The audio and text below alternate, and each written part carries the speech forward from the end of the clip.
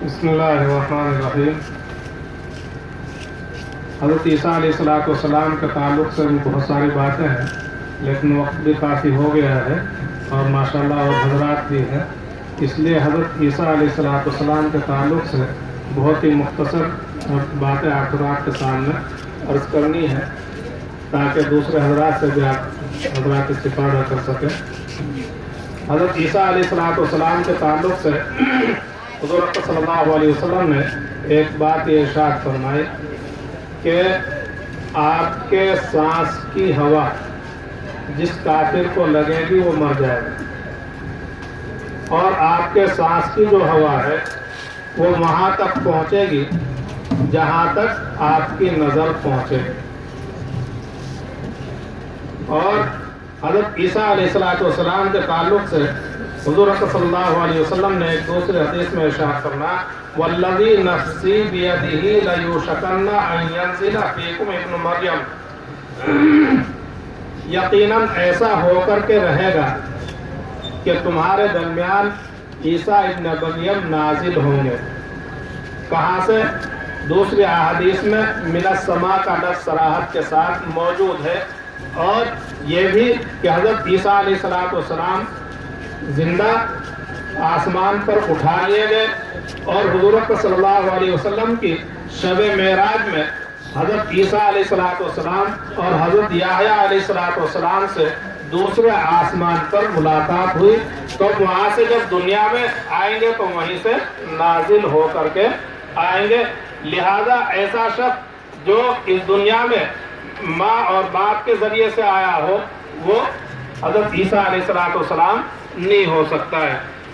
اور حضور صلی اللہ علیہ وسلم نے آپ کے تعلق سے ارشاد فرمایا کہ وہ حاکم ہوں گے، انصاف کرنے والے ہوں گے، صلیب کو توڑ دیں گے، یعنی عیسائیت اور نصرانیت جو ہے وہ بالکل ختم ہو جائے گی، اور دیگر جو مذاہب ہیں وہ بھی ختم ہو جائیں گے، سب کے سب ایمان والے ہوں گے۔ اور اسی طریقے سے خنزیر کو قتل کر دیں گے، جزیہ اور ٹیکس جو ہے وہ دنیا سے ختم ہو جائے گا، اور مال کی اتنی کثرت اور زیادتی ہوگی کہ بہا پھرے گا، مال بہا پھرے گا، یہاں تک کہ اسے قبول کرنے والا اور لینے والا کوئی نہیں ہوگا۔ اور دینداری کا یہ عالم ہوگا کہ آدمی کے لیے ایک سجدہ، اس کی اہمیت دنیا اور جو کچھ اس میں ہے اس سے زیادہ ہوگی۔ ایک سجدے کی اہمیت دنیا اور جو کچھ اس میں ہے اس سے کہیں زیادہ ہوگی۔ اور اسی طریقے سے حضور صلی اللہ علیہ وسلم نے یہ بھی ارشاد فرمایا وَلَتَذْهَبَنَّ الشَّحْنَاءُ وَالتَّبَاغُضُ وَالتَّحَاسُدُ، کہ دشمنی، بغض اور حسد ختم ہو جائے گا، کسی کے درمیان دشمنی نہیں ہوگی، کوئی کسی سے حسد کرنے والا نہیں ہوگا، کسی سے بغض رکھنے والا نہیں ہوگا۔ وَلَا يَدْعُونَ إِلَى الْمَالِ فَلَا يَقْبَلُهُ أَحَدٌ، اور مال دینے کے لیے بلایا جائے گا تو کوئی اسے لینے والا نہیں ہوگا۔ اور اسی طریقے سے حضور صلی اللہ علیہ وسلم نے یہ بھی ارشاد فرمایا کہ زہریلے جانوروں کا زہر ختم کر دیا جائے گا، اور شیر، بھیڑیے یہ آدمیوں کو ملیں گے تو کوئی کسی کو کچھ نہیں کہیں گے، حتیٰ کہ ایک بچی شیر کے منہ میں ہاتھ ڈال دے گی تو اسے بھی کچھ تکلیف نہیں پہنچائے گا۔ تو یہ حالات ہیں کب ہوں گے؟ جب حضرت عیسیٰ علیہ السلام اس دنیا میں آ جائیں گے۔ تو یہ حالات اس وقت موجود ہیں؟ جب یہ حالات نہیں ہیں تو حضرت عیسیٰ علیہ السلام نہیں آئے ہیں۔ تو جو بھی اس بات کو کہہ رہا ہے وہ کیا ہے؟ جھوٹا ہے۔ اور اگر وہ یہ کہتا ہے کہ آ جائیں گے تو یہ بھی جھوٹ کہتا ہے، اس لیے کہ مرزا غلام احمد قادیانی تو اس دنیا سے کبھی کا جا چکا، لیکن نہیں آئے تو وہ بھی کیا رہا؟ جھوٹا رہا۔ اور حضرت عیسیٰ علیہ السلام اس دنیا میں آئیں گے تو کتنے دن رہیں گے؟ 40 یا 45 سال۔ اور موجودہ جو مدعی مسیحیت ہے اس کی عمر 50 کے قریب پہنچ چکی ہے، تو اس کا یہ موجود رہنا خود اس کے جھوٹے ہونے کی ایک اور دلیل ہے۔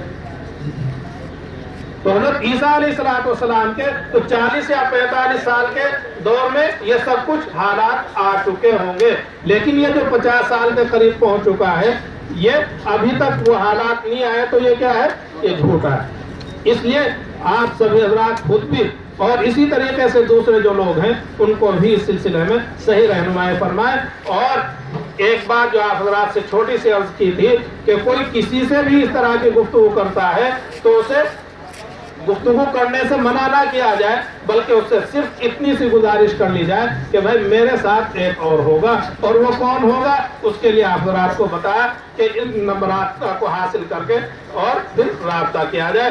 اللہ ہم سب کے ایمان کی حفاظت فرمائے اور پوری امت کو ایمان کی دولت سے مالا مال فرمائے اور ایمان کی محرومی سے سب کی حفاظت فرمائے۔ وآخر دعوانا الحمدللہ رب العالمین۔ میں درخواست کرتا ہوں مجلس تحفظ ختم نبوت کے نائب صدر قاری جناب حضرت مولانا شاہ عالم صاحب دعوت برکاتہ سے کو تشریف لائے اور حضرت عیسیٰ علیہ السلام پر روشن ڈالیں۔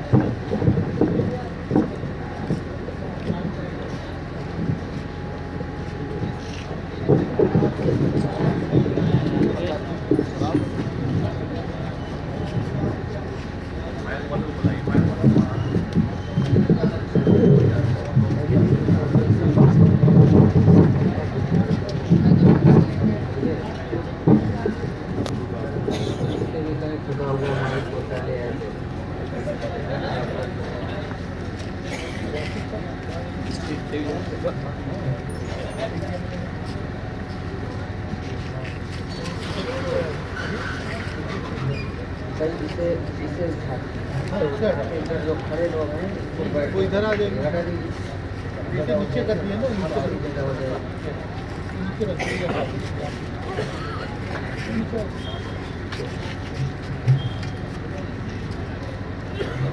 سب کرائیں گے نیچے رکھا بیٹھنے ہو جائے گا۔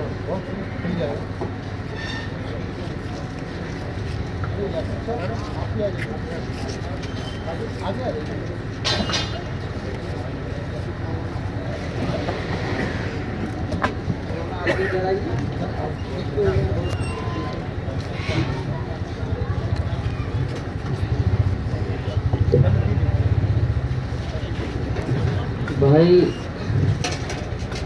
جتنا آپ لوگ تھکے ہوئے ہیں مائک کہیں اس سے زیادہ تھکا ہوا ہے۔ پیچھے جو لوگ بیٹھے ہوئے ہیں ہاتھ اٹھا کے بتائیں کہ میری آواز ان تک پہنچ بھی رہی ہے؟ نہیں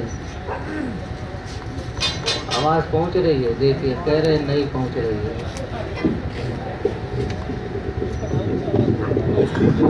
دیکھیے مجمع سامنے رہے گا، یہ رہے گا تو مجمع کہاں سامنے رہے گا؟ کچھ نہیں کرو، اسے کچھ نہیں کرو، جو آ رہی ہے وہ بھی چلی جائے گی۔ اچھا پیچھے جو لوگ ہیں میں ان سے ایک بات یہ گزارش کروں گا کہ تھوڑا تھوڑا کر کے آگے آ جائیں، جہاں تک آواز پہنچ سکتی ہے آگے آ جائیں، دائیں بائیں سے رندو بھائی رندو، اے بھائی چھوڑ دو، کچھ نہیں کرو، ہٹ جاؤ، پاس سے ہٹ جاؤ، اس کے بعد دیکھیے باتیں انتہائی اہم ہونی ہیں، وہاں سے ہٹ جاؤ، پاس۔ انتہائی اہم باتیں ہونی ہیں۔ یہ لمحے بار بار زندگی میں آیا نہیں کرتے، اس لیے ذرا آپ حضرات ایک بات مجھ کو یہ بتا دیں کہ कितना वक्त आप लोग दे सकते हैं? देखिए कह रहे हैं फजर तक, और अभी मछली मारने लगेंगे बैठे बैठे, देखते रहिएगा इन्हें, अभी मछली मारेंगे। फजर तक नहीं बैठना है, नहीं बिठाना है। मकसद ये है, बातें तो देखिए बहुत काम की आई हैं, लेकिन होता है कुछ बातें आदमी समझने का अंदाज अलग रखता है, कुछ समझाने का अंदाज अलग रखता है। मैं जो कुछ कहूंगा कुछ अलग थोड़ी कहूंगा कि फजर तक आपको बिठाऊं, लेकिन मैं ये चाहता हूं आप ये तय कर लें कि जितनी देर आप तय करेंगे उसमें कोई आदमी उठेगा नहीं। चाहे आधा घंटा तय कीजिए, चाहे 1 घंटा तय कीजिए, चाहे 15 मिनट तय कीजिए, लेकिन इसमें कोई आदमी उठेगा नहीं अपनी जगह से, ये तय करें।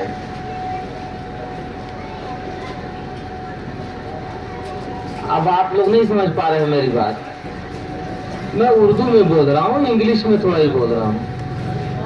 ये पीछे वाले बताएं, आवाज अब पहुंची उन तक? जी, पीछे आवाज नहीं पहुंच रही है। अच्छा तो ये बताइए, उठेंगे तो नहीं जब तक बात खत्म नहीं होगी? बैठे रहेंगे? थके हुए आप भी हैं, थका हुआ माइक भी है, थका हुआ मैं भी हूं, लेकिन बात देखिए, बात जो दिल से निकलती है असर रखती है। बात जो दिल से निकलती है असर रखती है, पर नहीं ताकते परवाज मगर रखती है। अब मैं बगैर किसी तमहीद के अपनी बात शुरू करना चाहता हूं। इसमें मेरे मुखातब इस वक्त जो हैं वो अइम्मा और उलमा हजरात नहीं, ये पहले सुन लें। जो हजरात अहले इल्म हैं, पढ़े लिखे हैं, अगर उनके मकसद की और उनके काम की बात मैं कहूँगा तो जबान भी उनके लिए वही अपनानी पड़ेगी जो पढ़े लिखे लोगों के लिए होती है। तो इतना बड़ा मजमा ये खाली हाथ जाएगा। इसलिए मैं ये चाहूंगा कि इसको 2 हिस्सों में तकसीम कर लिया जाए। जो पढ़े लिखे अहबाब हैं वो अपना वक्त इस वक्त दे दें उन लोगों के लिए जो कम पढ़े लिखे हैं। दिल्ली में अनपढ़ तो आता ही नहीं है। दिल्ली में तो दिल्ली का जो अनपढ़ होता है वो भी बहुत पढ़ा लिखा होता है भैया, अनपढ़ कहाँ होता है। अलबत्ता ये है कि मुझे कुछ काम की बात कहनी है और पब्लिक की जबान में। अगर उलमा की रियायत करूंगा तो पब्लिक की जबान में जो बात होनी है वो रह जाएगी। इसलिए मैं उनसे गुजारिश करूंगा कि अपना वक्त पब्लिक के लिए दे दें और अहले इल्म और उलमा हजरात को अगर कुछ समझना है तो उसके 2 मौके हैं। एक तो कल सुबह की नशिस्त है, 10 बजे उसका ऐलान है। कहाँ तक? मस्जिद खलीलुल्लाह में इमाम साहब यहाँ तशरीफ फरमा है। 10 से लेकर 12:30 बजे तक की जो नशिस्त होगी वो आवाम और पब्लिक के लिए नहीं होगी, वो उलमा ही के लिए होगी, पढ़े लिखे लोगों के लिए होगी। इसलिए वो हजरात उस वक्त में जरूर हाजिर रहें, और अगर उस वक्त वो हाजिर नहीं रह सकते किसी वजह से तो उनके लिए एक चांस और है, हो गई यहाँ की बढ़ा, एक मौका और है। वो ये है कि बयान खत्म होने के बाद यहाँ कुछ किताबें आपको ऐसी दी जाएंगी जो इंशाअल्लाह ये पूरे इजलास का खुलासा होंगी। اب کتابیں اب آپ طے کریں کہ فری دے دی جائیں، مفت میں دے دی جائیں، یا آپ کچھ اپنی بھی قربانی اس میں شامل کرنا چاہیں گے؟ فری دے دی جائیں؟ نہیں، قربانی جی؟ قربانی کچھ لوگ قربانی ہاں کر رہے ہیں، کچھ لوگ نہیں کر رہے ہیں۔ اگر فری ساری چیزیں دی جائیں گی تو جانتے ہیں کیا حشر بنے گا؟ پھر یہ کہیں گے کہ جی مولانا صاحب منہ میں میرے لقمہ ڈال دیجئے۔ جب لقمہ ڈال دیا جائے گا تو کہیں گے ٹھڈی ہلا کے ایسا ہے کہ اس کو پیٹ کے اندر بھی اتار دیجئے۔ اس طرح بات نہیں بنے گی۔ کچھ آپ قربانی دینا چاہیں گے کریے انشاءاللہ۔ اور آپ کو یہاں کے منتظمین نے مسجد اصلاح کے امام صاحب مولانا عارف جمال صاحب نے، مولانا شمیم صاحب نے، اور بھی جو اراکین ہیں مجھے سب کے نام یاد نہیں ہے، مفتی حسام الدین صاحب ہیں، مولانا عبدالغفار صاحب ہیں، ان تمام لوگوں نے ایک ایسا انتظام آپ کے لیے کیا ہے کہ بلا مبالغہ میں آپ سے یہ عرض کر رہا ہوں کہ ایسا نظم اس سے پہلے کبھی اور کہیں نہیں کیا ہوگا۔ وہ بتا دوں آپ کو، سننا چاہتے ہیں؟ جی وہ پہلے ہی بتا دوں یا بعد میں، تاکہ آپ جلدی سے چلے جائیں؟ چلیے صاحب، آپ کا حکم ہے تو میں پہلے ہی بتا دیتا ہوں۔ انتہائی قیمتی اور ایسی کتابیں جو گارنٹی کے ساتھ کہتا ہوں کہ اس سے پہلے آپ نے نہ پڑھی ہوں گی نہ دیکھی ہوں گی، انہوں نے اپنا خرچہ دے کے منگوایا ہے یہاں تک۔ ابھی آپ کے سامنے کتابیں آئی ہیں، دیکھا نا آپ نے؟ انتہائی قیمتی کتابیں منگوائی ہیں۔ اب کتابیں تو انہوں نے منگوا لی ہیں، فیکٹری نے دوا تو بنا لی ہے، لیکن کھائے گا کون؟ جو بیمار ہوگا وہی تو۔ جو بیمار ہوگا وہ دوا خریدے گا یا فیکٹری دوا کھلائے گی؟ جی اب جب کچھ خرچ کرنے کی باری آ رہی تو آواز کم آ رہی ہے، خریدیں گے آپ لوگ؟ وہ ساری کتابیں آپ کو آدھی قیمت پر یہاں دی جائیں گی، نصف قیمت پر، آدھی قیمت پر۔ اب آپ کے لیے خوشخبری ہے نہیں ہے جی؟ لیکن کتابیں ملیں گی پروگرام ختم ہونے کے بعد ہی، یہ یاد رکھیں۔ اب میں بات شروع کرتا ہوں اپنی۔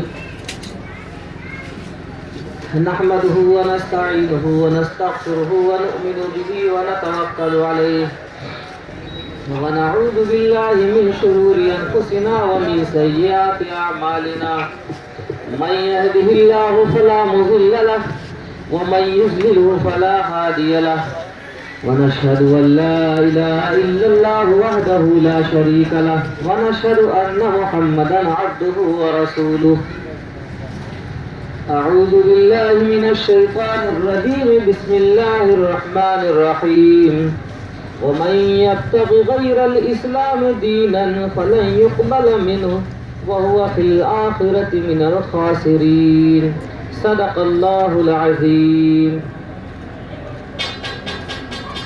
میرے محترم دینی بھائیوں، میں نے جو آیت تلاوت کی ہے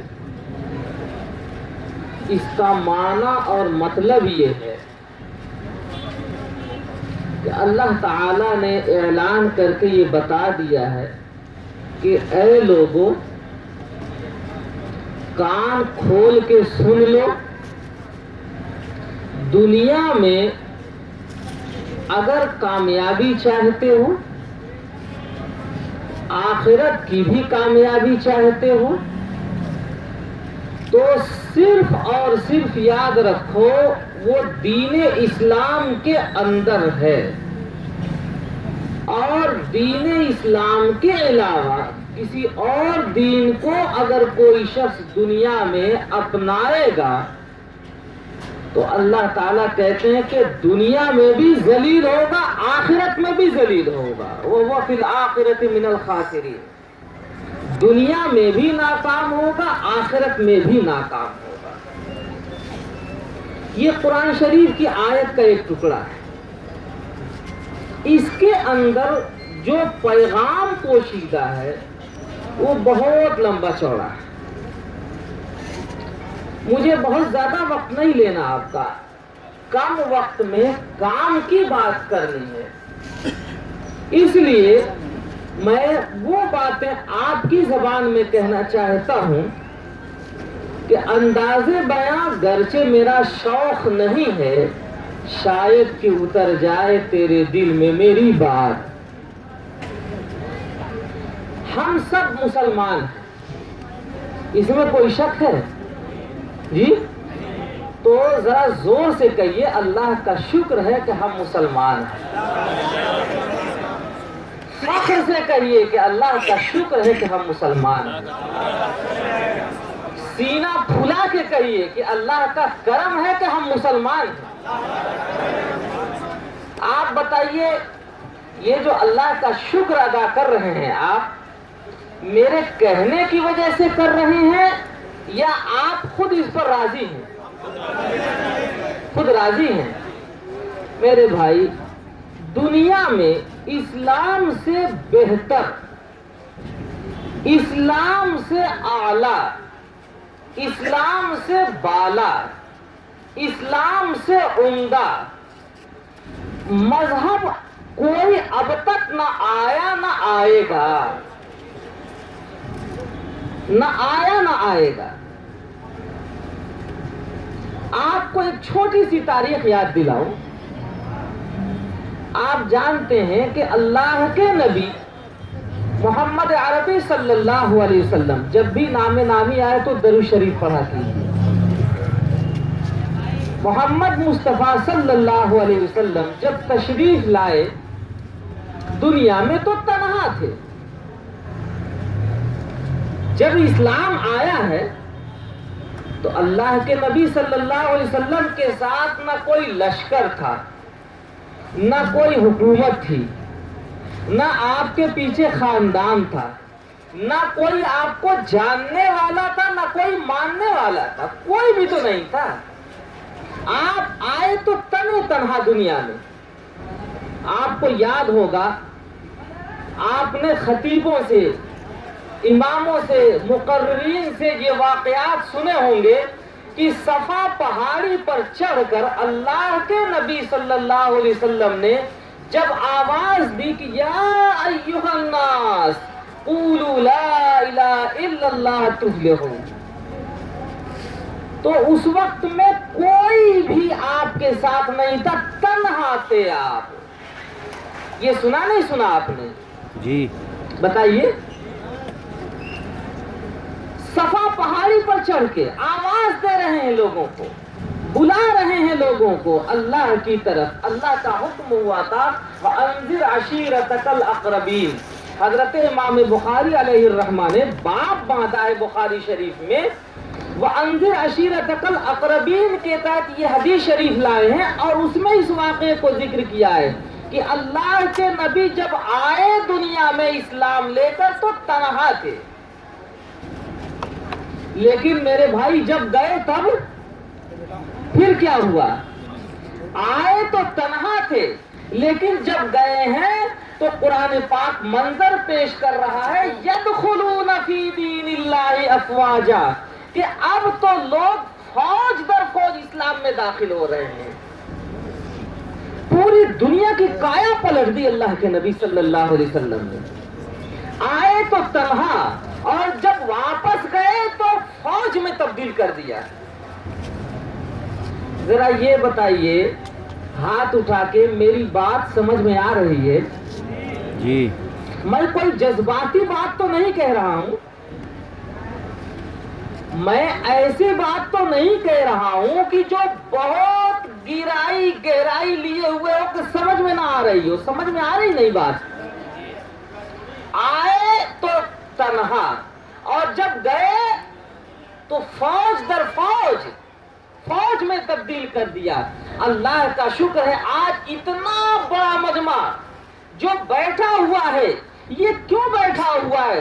صرف اور صرف اپنے نبی پاک محمد عربی صلی اللہ علیہ وسلم کی نسبت اور محبت پر. بتاؤ آج کیا ہے مسلمانوں؟ یہاں نہ کوئی بیٹھنے کی ڈھنگ کی جگہ ہے، نہ کوئی آرائش ہے، نہ کوئی یہاں آرام کا نظم ہے، نہ پنکھے ہیں، نہ بجلیاں ہیں، نہ اے سی ہے، کچھ بھی نہیں ہے. لیکن یہ مجمع عمر پڑا ہوا ہے. کیوں؟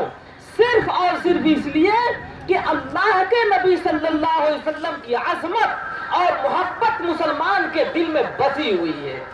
بتاؤ اس کے علاوہ کون سی چیز یہاں بٹھائے ہوئے ہیں ہم کو؟ اللہ کے نبی آئے تو تنہا، اور جب گئے تو فوج میں تبدیل کر دیا. اسی فوج کا ہم اور آپ بھی تو حصہ ہیں. میرے بھائی، اس میں کام کی بات مجھے یہ بتانی ہے. بات یہ ہے کہ کیا چیز تھی، کیا بات تھی.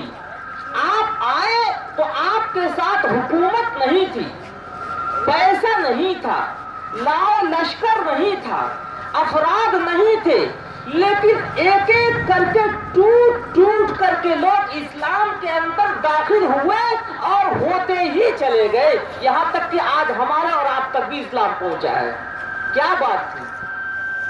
کوئی نہ کوئی بات تو رہی ہوگی نا. میرے بھائیوں، بات یہ تھی کہ اسلام کے اندر ایک جذب ہے، ایک کیف ہے، اس کے اندر ایک کشش ہے، اس کے اندر خوبیاں ہی خوبیاں ہیں، اس کے اندر خرابیوں کا کہیں سے کہیں تک نام و نشان نہیں ہے. پوری دنیا کے لوگ آج آپ دیکھ رہے ہیں، حکومت ان کے ہاتھ میں، پیسہ ان کے ہاتھ میں، لشکر ان کے ہاتھ میں، انٹیلیجنس ان کے ہاتھ میں، پولیس ان کے ہاتھ میں، سب کچھ ان کے ہاتھ میں. لیکن آج مسلمانوں کے پیچھے ہاتھ دھوتے پڑے ہوئے ہیں. کیا بات ہے مسلمانوں؟ بات کیا ہے؟ بات یہ ہے کہ اسلام میں جو جذب ہے، اسلام میں جو کشش ہے، اسلام میں خوبیاں ہی خوبیاں ہیں. خرابیوں نام کی کوئی بھی چیز نہیں ہے. ان سب کا لب لباب کیا ہے؟ خلاصہ کیا ہے؟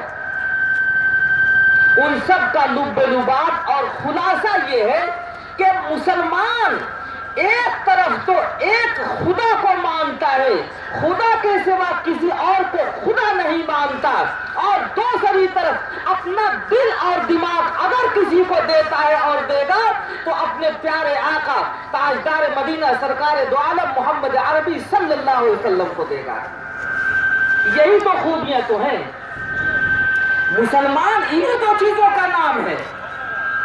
ایک طرف وحدانیت کو مانے اور دوسری طرف اللہ کے آخری نبی سرکار دو عالم صلی اللہ علیہ وسلم کی رسالت کو مانے. رسالت کو ماننے کا کیا مطلب ہے مسلمانوں؟ ہم نے اللہ کے نبی کو نبی مانا، اللہ کے نبی کو رسول مانا، اللہ کے نبی کو آخری نبی مانا، آخری رسول مانا. کیا مطلب ہے آخری نبی کا، آخری رسول کا؟ سیدھے لفظوں میں آپ سن لیجئے، صرف اتنا مطلب ہے ہم نے یہ طے کر لیا ہے کہ اللہ کے نبی صلی اللہ علیہ وسلم ہمارے روحانی باپ ہیں اور ہم ان کی روحانی اولاد ہیں. ہمارا اور رشتہ، آپ کا رشتہ، ہمارے نبی کا رشتہ باپ اور بیٹے کا ہے. وہ ہمارے روحانی باپ اور ہم ان کی روحانی اولاد ہیں. دنیا میں باپ کے دل میں بیٹے کی جو محبت ہوتی ہے اس کی مثال نہیں پیش کی جا سکتی، اور بیٹے کے دل میں باپ کی جو عظمت ہوتی ہے، باپ کا جو عزم احترام ہوتا ہے، باپ کا جو وقار ہوتا ہے، باپ کی جو عزت ہوتی ہے، دنیا میں اس کا بدل نہیں لایا جا سکتا. ہوتا نہیں ہوتا ہے جی؟ آپ کو کوئی گالی دے دے آپ برداشت کر لیں گے، آپ کو ابے تبے کوئی کہہ دے برداشت کر لیں گے، لیکن اگر آپ میں غیرت ہے، اگر آپ کے کے بازو میں طاقت ہے، اگر آپ کے سینے میں دل ہے اور آپ کے باپ کو کوئی گالی دے دے، آپ کے ماں کو کوئی گالی دے دے تو برداشت کر لیں گے کیا؟ بولو مسلمانوں، ذرا آواز تو لگاؤ، برداشت کر لیں گے آپ؟ بڑا بے غیرت ہوگا، بڑا دیوس ہوگا، بڑا کمینہ ہوگا وہ نوجوان، بڑا بزدل ہوگا وہ نوجوان کہ اس کے ہاتھوں میں طاقت ہو اور اس کے باوجود اس کی ماں کو اور اس کے باپ کو کوئی گالی دے کر نکل جائے۔ ہوتا نہیں ہوتا ہے؟ تو اللہ کے نبی کے بارے میں تو ارشاد ربانی ہے کہ النبی اولی بالمؤمنین من انفسہم، اللہ کے نبی کا جو درجہ ہے وہ تو ایسا درجہ ہے کہ اگر 1000 باپ ہمیں دیے جائیں اور قربان کرنے کا موقع ملے تو ہم انہیں قربان کر کے اللہ کے نبی کی محبت کو اپنے دل میں بسا لیں گے۔ ہوتا نہیں ہوتا ہے؟ بے شک۔ میرے بھائیوں، لوگ کہتے ہیں، نہ معلوم کس طرح کی باتیں کرتے ہیں، حالات بڑے خراب ہیں۔ کوئی آتا ہے تو کہتا ہے دیکھو فتنے بہت آ رہے ہیں، کوئی آتا ہے تو کہتا ہے مسلمانوں کے اندر بڑی خرابیاں پیدا ہو گئی ہیں، کوئی آتا ہے تو کہتا ہے سب سے زیادہ بدترین قوم آج کی مسلمان ہو گئی ہے۔ نہ معلوم کیسی کیسی گالیاں دیا کرتے ہیں لوگ۔ میں کہتا ہوں کہ نہ گالیاں تو انہیں، ذرا عقل سے کام لو، ہوش سے کام لو۔ ارے گناہگار صحیح، گناہگار صحیح، امت رسول تو ہے، گناہگار صحیح امت رسول تو ہے، 1000 کانٹوں میں ادنا سا ایک پھول تو ہے۔ یہ امت اللہ کے نبی کی امت ہے۔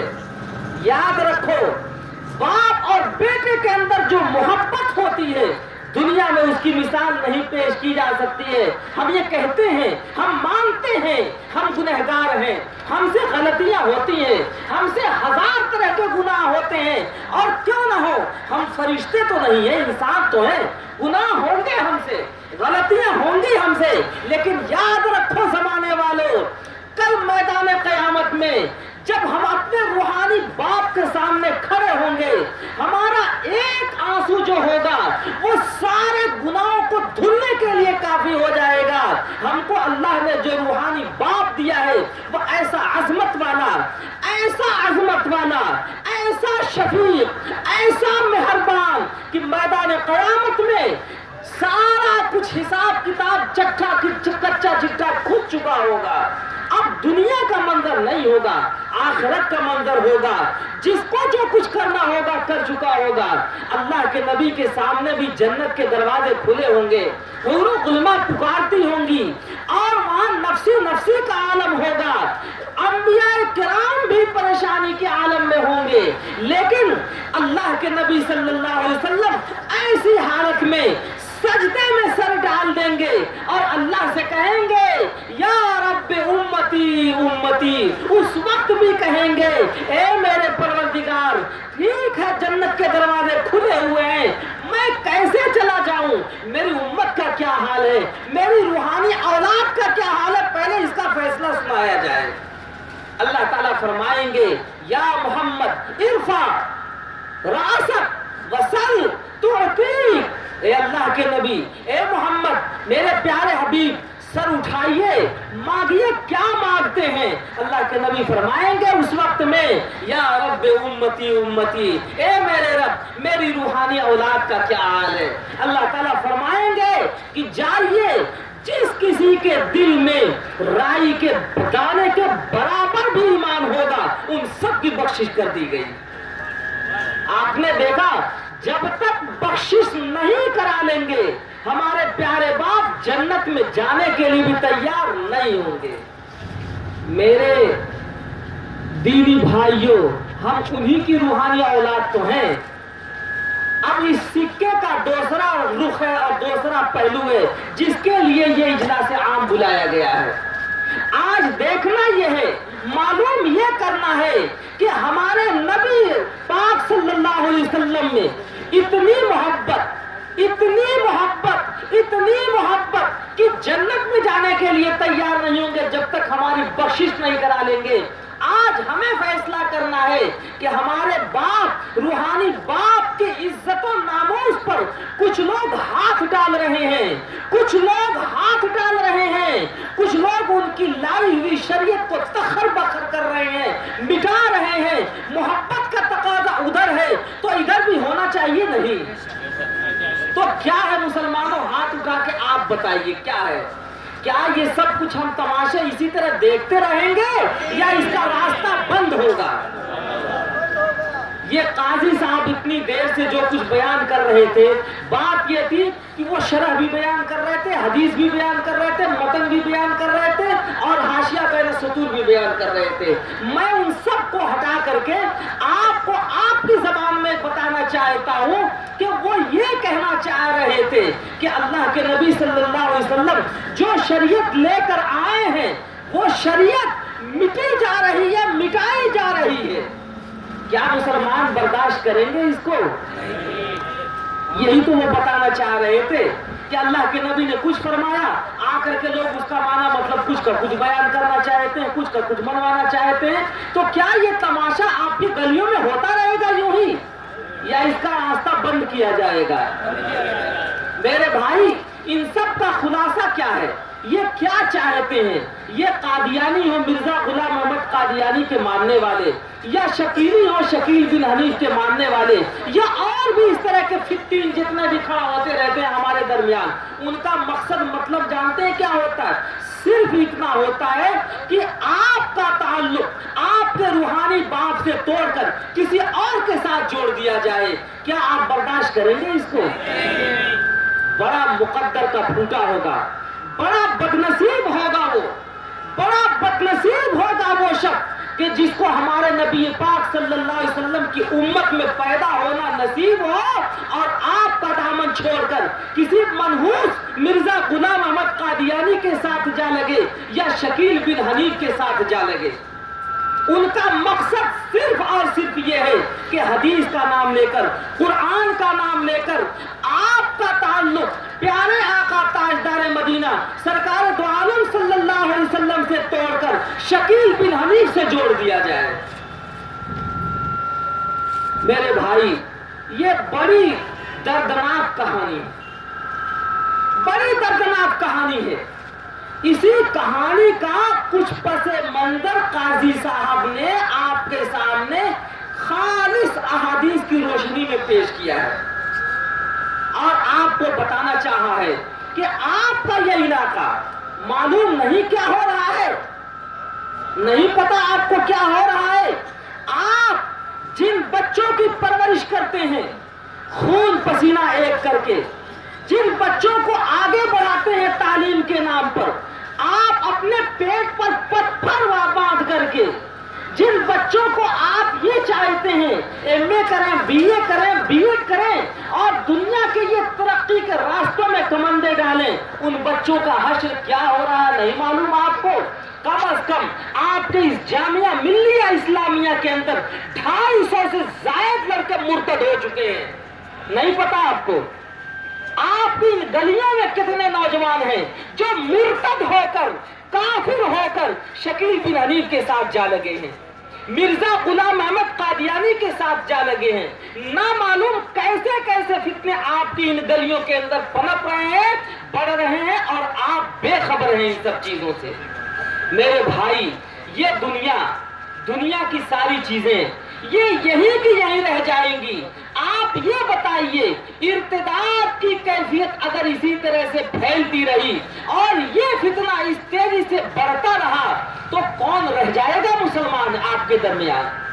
آج اسی بات کو سنانے کے لیے، بتلانے کے لیے اس اسٹیج کے اوپر آپ دیکھیے مسجد خلیل اللہ کے امام صاحب بھی ایک طرف بیٹھے ہوئے ہیں، ایک طرف مسجد عثمان بن عفان کے امام صاحب بیٹھے ہوئے ہیں، دوسری طرف تمام مساجد کے علماء ائمہ یہاں بیٹھے ہوئے ہیں۔ یہ کیا چاہتے ہیں آپ سے؟ یہ صرف یہ چاہتے ہیں آپ اپنا اور اپنے بچوں کے ایمان کی فکر کریں گے یا نہیں کریں گے؟ آواز کم آ رہی ہے، پیچھے آواز نہیں پہنچ رہی ہے کیا ہماری؟ ذرا ہاتھ اٹھا کے بتائیں، آپ فکر کریں گے یا نہیں کریں گے؟ صرف آپ کو یہ فکر دلانے ہی کے لیے یہ اجلاس عام بلایا گیا ہے. اس وقت میں مجھے کہنا بہت کچھ چاہیے اور دل بھی میرا چاہ رہا ہے کہنے کا، دل بھی چاہ رہا ہے، لیکن دو چیزیں اجازت نہیں دے رہی ہیں. ایک تو یہ آپ کا مائک ہے، خدا جانے کہاں سے یہ پالے پڑ گیا ہے، اور دوسرے آپ کا وقت ہے. ان دونوں چیزوں کا مجھے لحاظ ہے. میں زیادہ وقت نہیں لینا چاہتا، لیکن آپ کو تھکانا بھی نہیں چاہتا، تو آپ کو بغیر کچھ حاصل کیے یہاں سے جانے بھی نہیں دینا چاہتا. اب آپ طے کریں کہ حاصل کر کے جانا ہے یا بلا حاصل کیے جانا ہے. کر کے جانا ہے تو ایک مسئلہ چٹکلے کے انداز میں آپ کو سمجھاتا ہوں، سناتا ہوں. قاضی صاحب جو کچھ بتا رہے تھے، بیان کر رہے تھے، ان سب کا خلاصہ آپ کی زبان میں بتاتا ہوں میں. وہ کیا ہے؟ وہ صرف اتنی سی بات ہے، اللہ کے نبی صلی اللہ علیہ وسلم جب دین اسلام لے کر آئے، آپ نے آواز لگائی، اے لوگوں آؤ اس کی طرف، تو لوگ آئے اور آنے شروع ہوئے. تو اتنے آنے شروع ہوئے کہ دین اسلام عرب کی سرزمین سے نکل کر سمرقند، بخارا، تاشقند اور رشیا کے اندر نہیں بلکہ چائنا کے اس حد تک بھی پھیل گیا جہاں جہاں انسان اور انسانیت پائی جاتی ہے. آج آپ جانتے ہیں یہ دشمنان اسلام ایڑی چوٹی کا جو چاہے زور لگا لیں. میں ان سے کہا کرتا ہوں، ارے عقل کے ناخن لو، تم ہوش میں آؤ. تم کس قوم کے پیچھے پڑے ہو؟ دنیا کے جس چپے میں جاؤ گے، دنیا کے جس کونے میں جاؤ گے، زمین کا کوئی حصہ تمہیں خالی نہیں ملے گا جو اسلام اور مسلمانوں سے خالی ہو. تم ان کے مٹانے کے در پہ پڑے ہو. یہ تو بدقسمتی ہے مسلمانوں کی، اور یہ کمزوری ہے ہماری کہ اللہ تعالیٰ نے ہدایت جیسی ہمیں ایسی کتاب دی جو پوری دنیا کے لیے ہدایت، مسلمان اسے چھوڑ بیٹھا. کمزوری مسلمان کی ہے، اسلام کی نہیں ہے. اللہ نے اسے نبی دیا انٹرنیشنل، پوری دنیا کے لیے اور رہتے دنیا کے لیے، لیکن یہ مسلمان اپنی بلڈنگوں میں مشغول، اور اس کی اولادیں مرزا قادیانی کے ساتھ، شکیل بن حنیف کے ساتھ جا کے لگ رہی ہیں. تو مقدر اس کا پھوٹا ہے، اسلام میں کوئی کمی نہیں ہے. اللہ کا شکر ہے، اللہ نے ہمیں کتاب بھی دی ایسی کہ جس کا جواب پوری دنیا میں نہیں اور رہتی دنیا تک نہیں. نبی بھی ایسا دیا جس کا جواب پوری دنیا میں نہیں، رہتی دنیا تک نہیں ہے. اللہ نے سب کچھ ہمیں دیا. کمزوری تو ہمارے اندر ہے میرے بھائی، کمزوری اسلام میں نہیں ہے. میں بتانا یہ چاہتا ہوں کہ دیکھو اس اسلام کا فلسفہ کیا ہے. اللہ کے نبی آئے، اسلام لائے، عرب سے پھیلنا شروع کیا، پوری دنیا میں پھیلتا ہوا چلا گیا. تو کچھ لوگوں کے پیٹ میں مروڑ بھی تو ہونا تھا، درد بھی تو ہونا تھا، تکلیف بھی تو ہونی تھی. سب سے پہلے دنیا میں یہودی کھڑے ہوئے اسلام کے خلاف کہ اسلام کا جو دھارا ہے اللہ کے نبی لے کر آئے ہیں، یہ نہ رکتا ہے نہ روکا جا سکتا ہے. یہودیوں نے یہ دیکھا کہ پوری طاقت لگا لو، پوری قوت جھونک دو. ارے آج وائٹ ہاؤس کیا، اسرائیل کیا، اگر اس جیسے 50 ممالک اور جنم لے لیں تو یہ اپنے بڑوں سے بڑے تو نہیں ہو سکتے نا؟ یہ اپنے بڑوں سے بڑے ہو جائیں گے کیا؟ آپ لوگ جو بیٹھے ہوئے ہیں، آپ اپنی اوقات کے حساب سے سوچئے، آپ چھوٹے ہو یا بڑے، جس کوالٹی کے بھی ہوں، آپ اپنے بڑوں سے بڑے ہو جائیں گے کیا؟ ہو سکتا ہے کوئی؟ تو آج کا وائٹ ہاؤس پچھلے زمانے کے وائٹ ہاؤس سے بڑا ہو سکتا ہے کیا؟ آج کا اوباما پچھلے زمانے کے اوباما سے بڑا ہو سکتا ہے کیا؟ یہ آج کے جتنے دشمنان اسلام ہیں وہ اپنے باپ دادا سے بھی بڑے ہو سکتے ہیں کیا؟ ان سے چھوٹے ہی تو رہیں گے. ان کو عقل کے ناخن لینے چاہیے. ان کے باپ دادا نے جس زمانے میں ٹیکنالوجی ایسی تھی کہ اس ٹیکنالوجی کا جواب آج تک نہیں پیدا کیا جا سکتا. اس زمانے میں ان کے باپ دادا نے اسلام کو مٹانے کی ایڑی سے لے کر چوٹی تک ساری کوششیں صرف کر لی, تھک گئے, ہار گئے, لوہا مان گئے کہ اللہ کے نبی محمد صلی اللہ علیہ وسلم جس دھارے کو لے کر آئے ہیں نہ روکا جا سکتا ہے نہ اس پر بند لگایا جا سکتا ہے. اور وہ مر مٹ گئے, لیکن اسلام زندہ ہے یا نہیں ہے؟ اسلام زندہ نہیں ہے آج ہے. اسلام زندہ ہونے کی مثال بتاؤں آپ کو؟ بتاؤں ابھی بتا دوں یا بعد میں؟ ذرا بعد میں سنیے گا. جو بات کہہ رہا ہوں اس کو سن لیجئے, تب اس کو سنیے گا اسلام کس طرح سے زندہ ہے. میں عرض یہ کر رہا تھا کہ دشمنان اسلام آج کے جو ہیں ان کے باپ دادا نے 1400 سال کی کوششیں کر لی ہیں, وہ تھک ہار گئے. یہودیوں نے دیکھا کہ اب اسلام کو روکا نہیں جا سکتا, تو بند باندھنے کے لیے انہوں نے کیا کیا کہ اسلام اور مسلمانوں ہی کی شکل میں مسلمانوں میں گھس پڑے. تو اللہ کے نبی صلی اللہ علیہ وسلم نے چونکہ باحیات تھے, مسلمانوں کو ہر خطرے سے آگاہ کر دیا. اس وقت وحی نازل ہو رہی تھی. علماء جانتے ہیں, اس کی تشریح کو اپنی مساجد میں اپنی زبان میں وہ کر لیں گے کہ اللہ کے نبی کو دشمنوں کی ہر خبر پیشگی دے دی جایا کرتی تھی. آپ کہیں گے کہ اگر ایسے ہی تھا تو بہت سی جگہوں پر نقصانات بھی تو ہوئے. تو ہم یہ عرض کریں گے وہ خدائی مصلحت تھی. اللہ کے نبی تھے, خدا نہیں تھے. اللہ کے نبی تھے, خدا نہیں تھے. اگر یہ نہیں ہوتا تو لوگ ان کو خدا مان بیٹھتے. اس لیے نقصانات بھی ہونے تھے ایمان